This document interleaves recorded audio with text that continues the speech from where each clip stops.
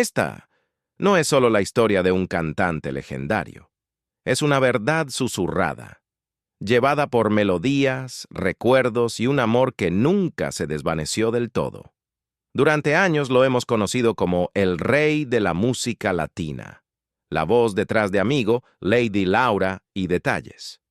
Sus letras se sentían como cartas escritas para todos nosotros, versos suaves que calmaban corazones rotos, reavivaban la esperanza y nos recordaban que el amor, en todas sus formas, siempre vale la pena cantarse. Pero detrás de esas canciones inolvidables vivía un hombre lleno de anhelos, envuelto en un misterio silencioso. Hoy dejamos atrás las luces del escenario y entramos en los rincones más íntimos del corazón de Roberto Carlos. Porque después de décadas de proteger una parte sagrada de su pasado, por fin ha roto el silencio. Y lo que dijo sobre la mujer que verdaderamente amó, dejó a muchos sin palabras. Solo hubo una, confesó en voz baja, y nunca dejé de pensar en ella. Así que tómate un momento, acomódate, y acompáñanos en esta historia que ni el tiempo pudo enterrar. Porque si alguna vez amaste profundamente, este es un viaje que no te querrás perder. Viajemos al comienzo, hasta las calles polvorientas y cálidas de Cachoeiro de Itapemirim, un pequeño pueblo al sur del estado de Espírito Santo, Brasil. Fue allí, el 19 de abril de 1941, donde nació Roberto Carlos Braga Moreira, el menor de 4 hijos en un hogar humilde pero muy unido. Su padre, Robertino Braga, era relojero, conocido por su precisión y paciencia silenciosa, mientras que su madre, Laura Moreira Braga, era costurera, y no solo cosía ropa, sino también dignidad y sueños en el tejido de sus vidas modestas. No tenían lujos, pero se tenían entre ellos, y en ese hogar, la música siempre estaba presente. En la vieja radio, cantada mientras se hacían las tareas y susurrada en nanas que flotaban por los pasillos de su pequeño mundo. Desde el principio, Roberto fue diferente. No era ruidoso ni travieso como otros niños. Observador, curioso, a menudo se le encontraba tarareando solo, completamente absorto en cualquier sonido que llegara a sus oídos. Pero cuando la tragedia tocó a la puerta, no pidió permiso.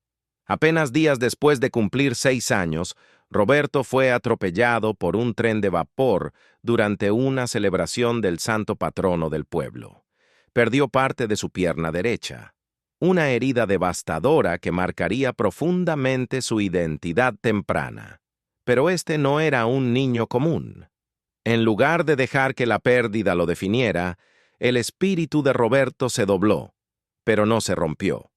Dolió, admitiría más tarde, pero el dolor no duró tanto como la música. Su madre, al ver su tristeza, lo guió en su recuperación con ternura y canción. Le enseñó a tocar el piano, colocando suavemente sus manos sobre las teclas, y más adelante lo ayudó a aprender a tocar la guitarra. Poco a poco, aprendió no solo a caminar de nuevo, con una prótesis, sino a cantar con la clase de honestidad que solo el sufrimiento puede enseñar. A los 9 años, Roberto Carlos ya había descubierto que su voz era un regalo. Ganó su primer concurso de canto en Radio Cachoeiro, encantando a la audiencia local con su pureza y control. No era solo talento, era presencia. A los 12 ya se presentaba con frecuencia y soñaba más allá de los límites del pueblo. A finales de los años 50, con el corazón lleno de ambición, Roberto se mudó a Río de Janeiro para estudiar en la Escuela Nacional de Música. Allí empezó a escribir canciones, absorbiendo los estilos de Juan Gilberto, Elvis Presley y Nat King Cole, mientras añadía su propia sensibilidad poética. En 1957 se unió a una banda llamada The Sputniks, junto a otra futura estrella, Tim Maya. Pero el proyecto duró poco. Sus caminos musicales se separaron, pero la semilla ya estaba plantada. En 1961, todo cambió. Roberto lanzó su primer álbum como solista, Louco por Você, que no causó impacto al principio. Pero en 1965, con el éxito de Quero que va tudo pro inferno, encontró su verdadera voz. No solo musicalmente, sino también en cuanto a identidad. Se convirtió en el rostro del movimiento Joven Guarda, la respuesta brasileña a la explosión global del rock and roll. Con trajes ajustados y un peinado perfectamente rizado, Roberto cautivó a una generación. Tenía la frescura adolescente de Elvis, la calidez melódica de Sinatra y una saudade puramente brasileña que coloreaba cada nota. Su programa de televisión semanal, Joven Guarda, que cocondujo con Erasmo Carlos y Wanderlea, se convirtió en un fenómeno cultural, llegando a millones de espectadores y redefiniendo la cultura juvenil en Brasil. Con la llegada de los años 70, Roberto empezó a dejar atrás la imagen rebelde del rock and roll para adoptar un estilo más romántico e introspectivo. No fue una estrategia comercial, fue evolución.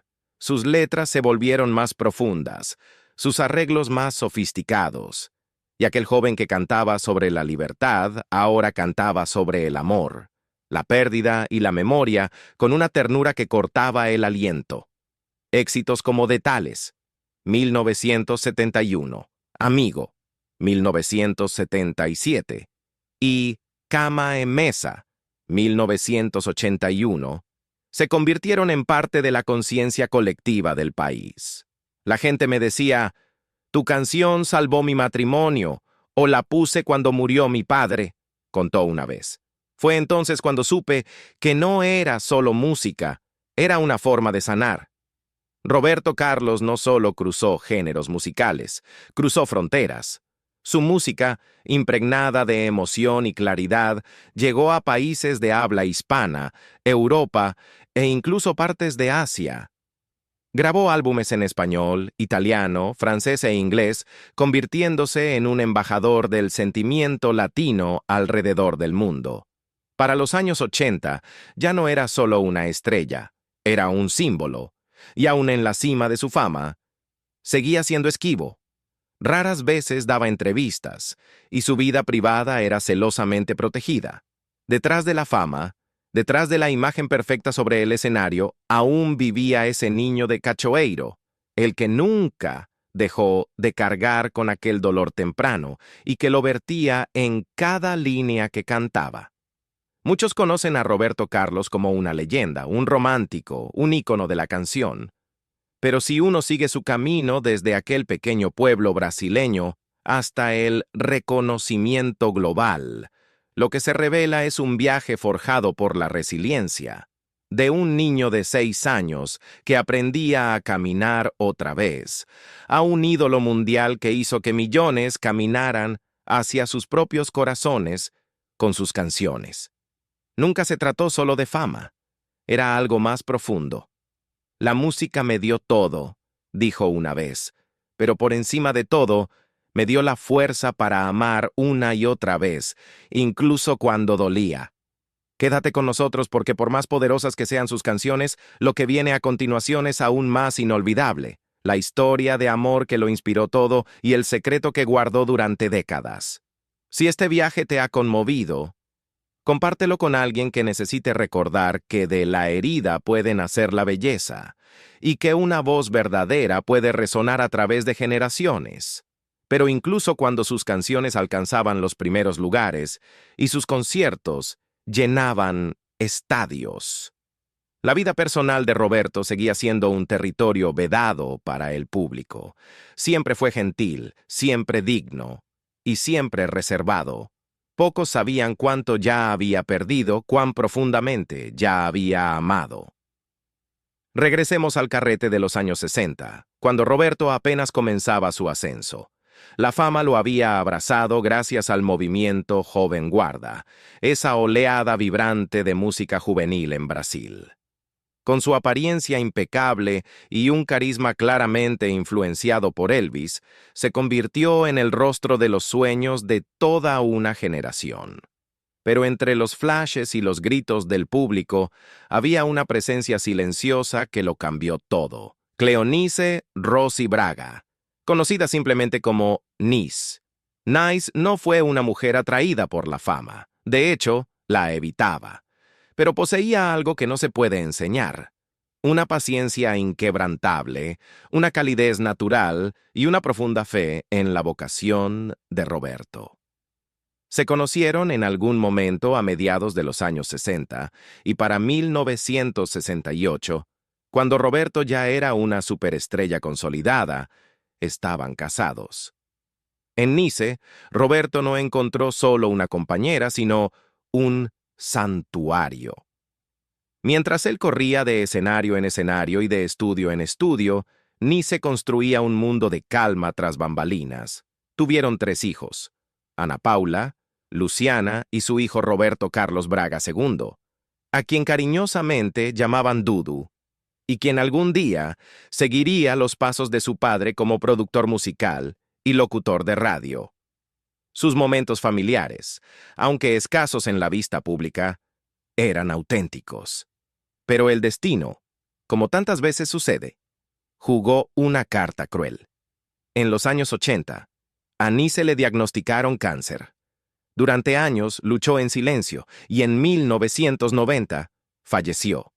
La pérdida dejó a Roberto profundamente sacudido, de una forma que las palabras no pueden describir. No habló públicamente del tema durante mucho tiempo, pero quienes lo rodeaban notaron un cambio, una quietud, una soledad más profunda de lo habitual. Sus canciones, ya cargadas de emoción, comenzaron a reflejar una tristeza que solo podía venir del dolor verdadero. En entrevistas poco frecuentes, años después, la llamó insustituible. Su memoria, decía, era sagrada. Pero incluso antes de su muerte, otra historia se estaba desarrollando. Una historia que, en medio del caos colorido de los años 80, capturó la atención de la prensa y del público por igual. Así llegó Miriam Ríos, una joven actriz y presentadora de televisión llena de energía y glamour. Conoció a Roberto en 1979 y algo innegable surgió entre ellos. Ella tenía 2 décadas menos y su conexión fue tan brillante como inmediata. Miriam no era solo un rostro bonito, tenía presencia. Y Roberto, famoso por su privacidad, empezó a mostrar gestos de ternura en público que sorprendieron a quienes conocían su naturaleza reservada. Viajaba con él. Lo acompañaba en premiaciones, conciertos y estrenos. Él rara vez concedía entrevistas, pero con Miriam, sus gestos hablaban más que las palabras. Las miradas cuidadosas, la forma en que se inclinaba hacia ella, la mano suave en su espalda. Nunca se casaron, pero se mudaron juntos a comienzos de los años 80, y durante casi una década vivieron lo que Miriam más tarde describiría como una unión espiritual.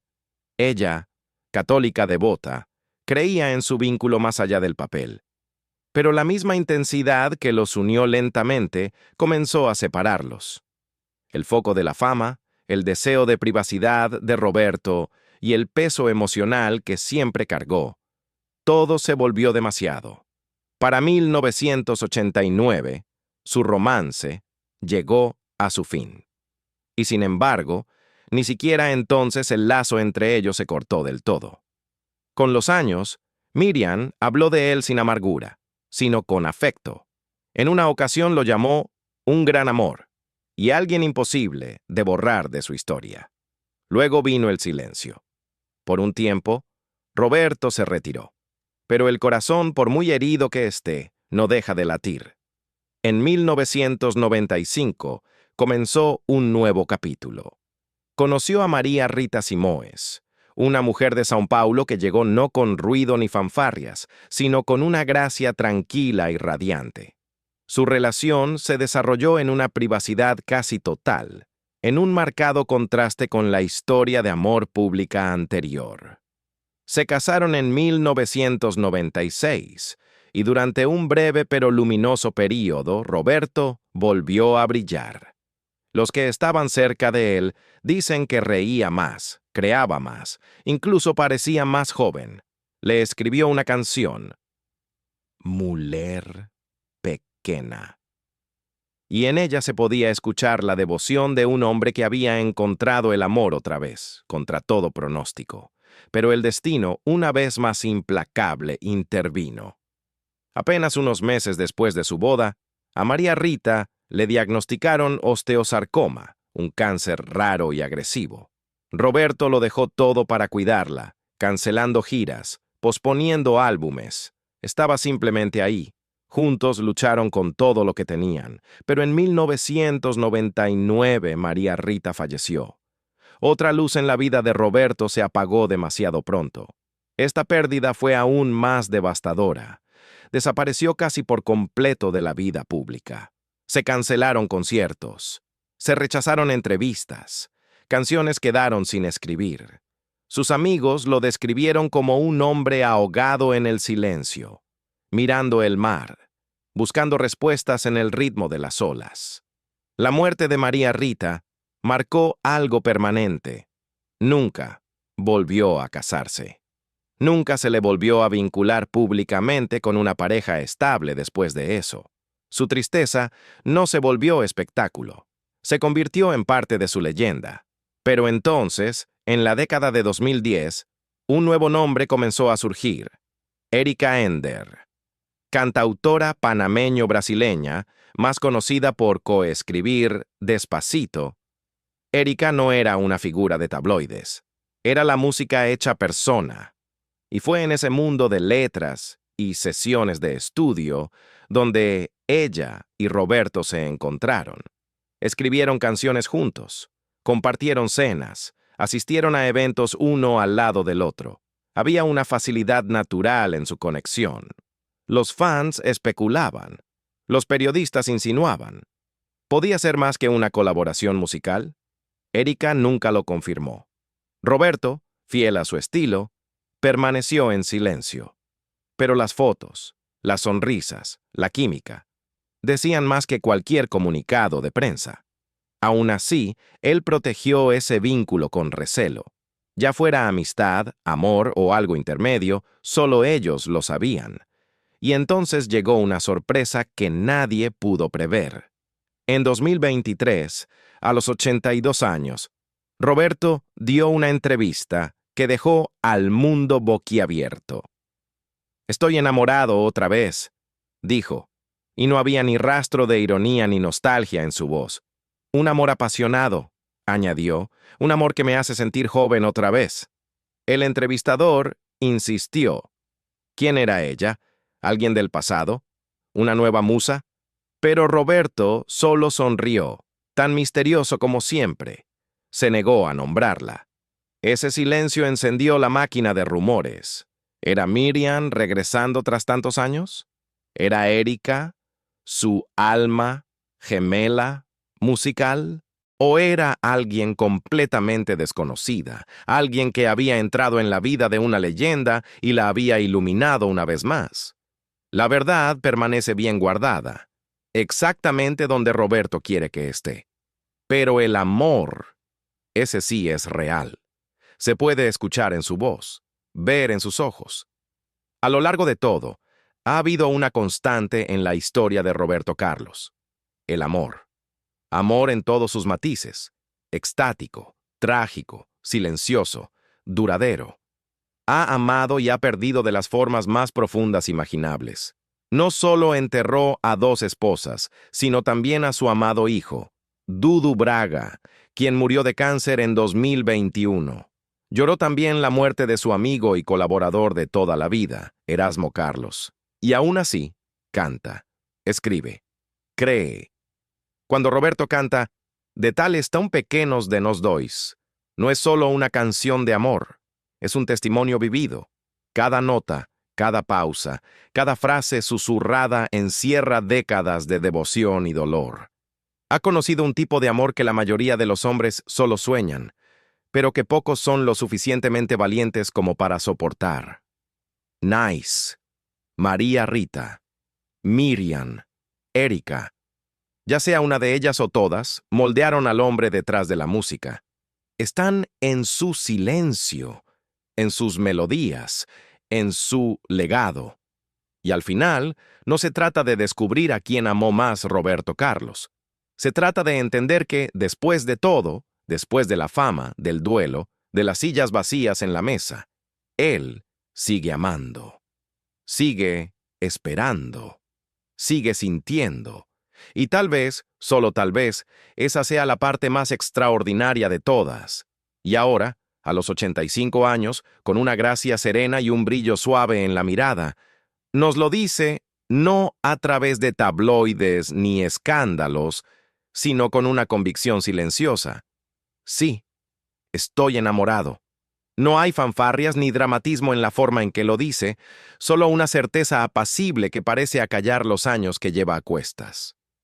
Su voz no tiembla, pero carga con el peso de todo lo vivido. Los amores que ha perdido, los sueños que se deshicieron demasiado pronto y las canciones que, aún así, siguió escribiendo. No revela su nombre, no ofrece una pista. Pero la forma en que se ilumina su rostro, la dulzura con la que su voz se suaviza al decir la palabra amor, eso nos lo dice todo. Nos dice que en algún lugar, lejos de las cámaras y los titulares, hay una mujer que ha tocado el alma de Roberto Carlos con la suficiente ternura como para despertar algo que ni el duelo pudo enterrar, y que, después de todos los años, las pérdidas, los silencios y las canciones, el amor ha vuelto a encontrarlo. No como un rayo fulminante, sino como un amanecer, silencioso, constante e innegable.